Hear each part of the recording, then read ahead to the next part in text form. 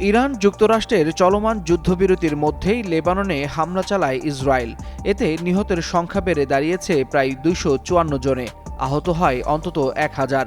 এই হামলাকে সরাসরি যুদ্ধবিরতির লঙ্ঘন হিসেবে দেখছে তেহরান। ইরানের প্রেসিডেন্ট মাসুদ পেজেশকিয়ান স্পষ্ট ভাষায় বলেছেন, লেবাননে এই হামলার প্রভাব পড়বে চলমান কূটনৈতিক আলোচনায়।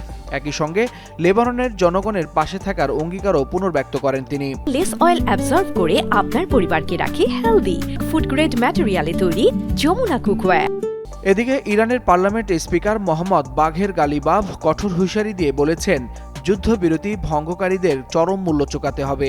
তবে পাল্টা দাবি করেছে ইসরায়েল। তাদের ভাষ্য, লেবানন থেকে দেশটির সশস্ত্র গোষ্ঠী প্রায় 30টি রকেট ছুড়েছে। যুদ্ধবিরতির মাঝেই এই পাল্টা হামলা অঞ্চলটিকে ঠেলে দিচ্ছে আরও বড় সংঘাতের আশঙ্কার দিকে।